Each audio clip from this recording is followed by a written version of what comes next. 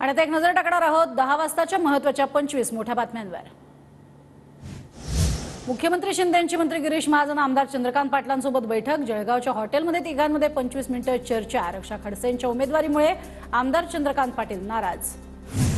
संजय निरुपम सोमवारी राजकीय निर्णय घेणार। निरुपमांची मुख्यमंत्री शिंदेंसोबतची आजची भेट रद्द। मुख्यमंत्री शिंदेंच्या भेटीनंतर निरुपम राजकीय भूमिका ठरवणार। वसंत मोरेंचा वंचित बहुजन आघाडीत पक्षप्रवेश। प्रकाश आंबेडकरांच्या उपस्थितीत प्रवेश। वसंत मोरेंना वंचितकडनं पुण्यातनं लोकसभेची उमेदवारी।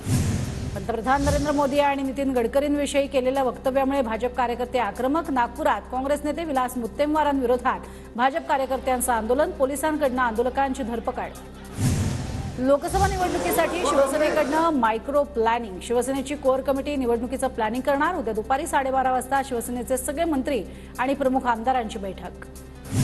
बीड जिल्ह्यातील गेवराई इथं मनोज जरांगे पाटील आणि ज्योती मेटे एकाच व्यासपीठावर। इफ्तार पार्टी निमित्त जरांगे मेटे पहिल्यांदाच एकत्र। गेवराई तालुक्यातील मादळ मोही या गावात मुस्लिम बांधवांसोबत पार्टी।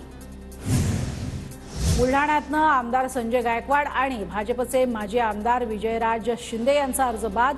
दोघांकडेही पक्षाचे एबी फॉर्म नसल्यानं अर्ज बाद। शिंदे गटाचे निम्मे आमदार ठाकरेंच्या संपर्कात। वडेट्टीवारांचा दावा। तर लोकसभेच्या जागा वाटपावरनं ना घरका ना घाटका अशी शिंदेंच्या खासदारांची अवस्था। वडेट्टीवारांची टीका।